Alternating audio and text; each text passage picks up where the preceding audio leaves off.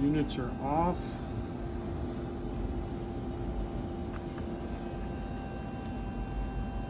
Turn them on and absolutely nothing different.